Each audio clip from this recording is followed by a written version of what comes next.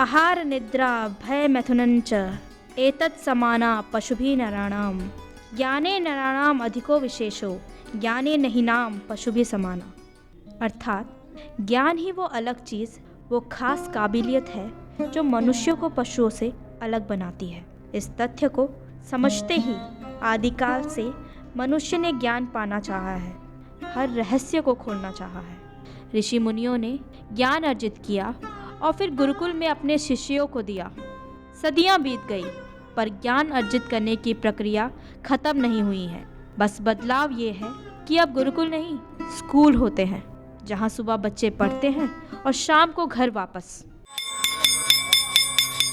जहां एक और बिना जात पात का भेद किए गांव के बच्चों को हर तरह से एक शिक्षित नागरिक बनाने का प्रयास किया जा रहा है, वहीं दूसरी ओर पास के शहर में एक ऐसा विद्यालय है जो अपने अनूठेपन से अपनी ओर आकर्षित करता है। शिक्षा का इससे व्यापक रूप पहले नहीं था, पर अब शिक्षा के मायने भी बदल गए हैं। अब ये एक व्यापार के रूप में उभर चुका है। ऐसे में ऐसी कौन सी जगह है जो बिना रुपया और अपना फ़ायदा देखे उन बच्चों तक शिक्षा पहुंचाने की जद्दोजहद करते हैं जिनके लिए मुश्किल हो, या फिर कोई ऐसी जगह भी है जिनकी शिक्षा को लेकर अपनी अलग ही धारणा है। ऐसी जगहें हैं और हमने प्रयास किया इनके अंतरों में सकारात्मक दृष्टिकोण तलाशने का।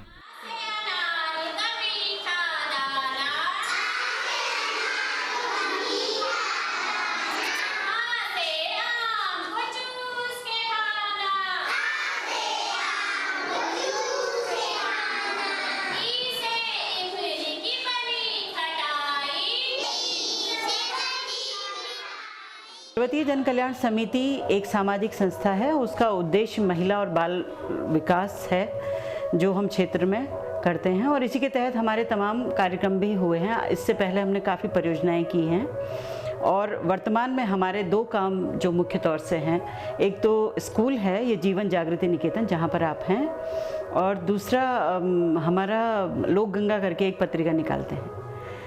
और इसकी जो सारी बुनियाद है, जो इसके कर्ता धर्ता, जो हमारे प्रेरणा स्रोत हैं, आदरणीय योगेश चंद बहुगुणा जी, जिन्होंने इस स्कूल की नींव रखी।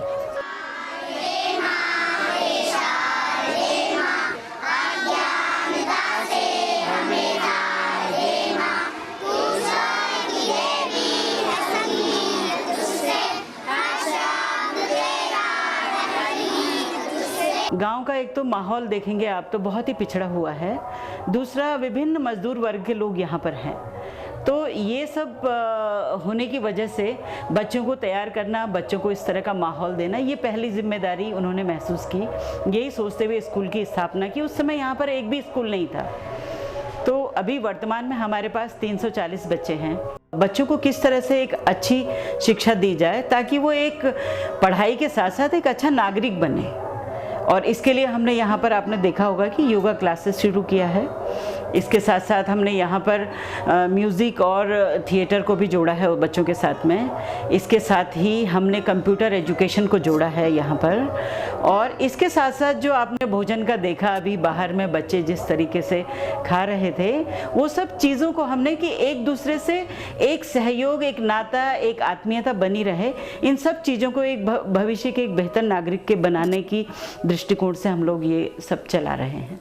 सुबह 4:30 बजे उठते हैं, 4:30 बजे से 5 बजे तक नहा धो के तैयार होकर 5 से 6 प्रार्थना में जाते हैं। 6 बजे से 6:30 बजे तक हम लोग योगा करते हैं।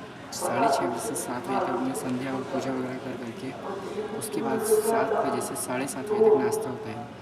नाश्ते के बाद में हम लोग सभी लोग नाश्ते के रूम में आते हैं, अपने हॉस्टल की, अपने रूम की, आश्रम में सब सफाई करते हैं। उसके बाद जो हमारे आश्रम 8:30 पौने 9 बजे तक सफाई हो जाती है।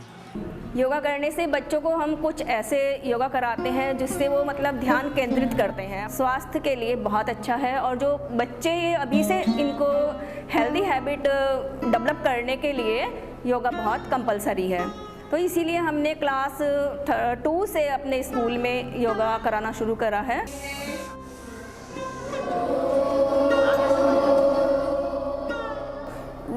मैं रोज़ सुबह स्कूल में आके योगा करता हूँ।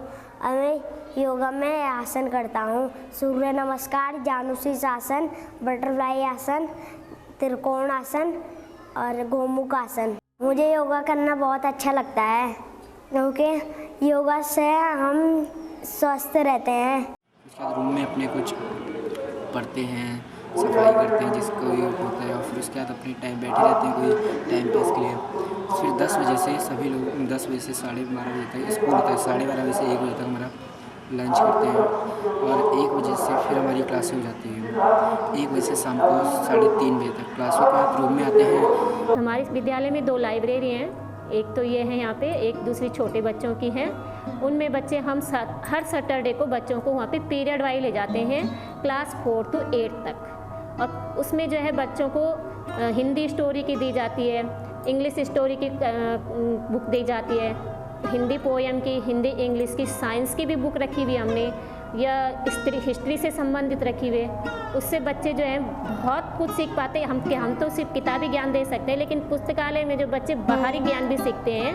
और अपने रूम में आने के बाद आरती के लिए तैयार वगैरह होने लगते हैं। 5 बजे से आरती में जाते हैं, 5 से 6:30 आरती होती है, 6:30 से 7 बजे तक अपने लोग ऐसे आश्रम में या फिर आगे कहीं बैठे रहते हैं रूम में। ये है परमार्थ निकेतन का वो स्कूल जहाँ बच्चों को हिंदू धर्म में पंडित बनाए जाने की शिक्षा मिलती है।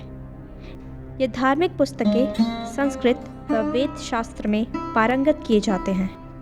पर एक सच ये भी है कि इनमें डर है बाहर के लोगों से मिलने, बात करने में। अपने बारे में ही बता दीजिए। अभी बोलेंगे घाट पे है, आरती है, तो उसमें प्रोग्राम होता है, तो वो ले लेना। क्यों, ये हम नहीं जान पाए। फिर भी भगवान का भजन करते ये बच्चे मनमोहक लगते हैं।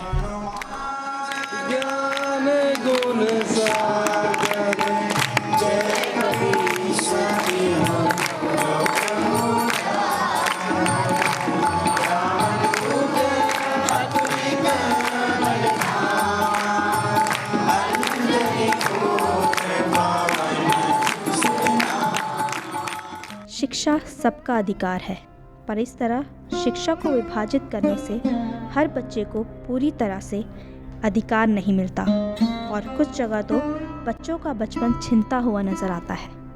मानवता और हमारी संस्कृति सभ्यता के विकास के लिए ये ज़रूरी है कि सभी पाठ्यक्रम समान और परिव्यापक हो और हर बच्चे को सुलभता से प्राप्त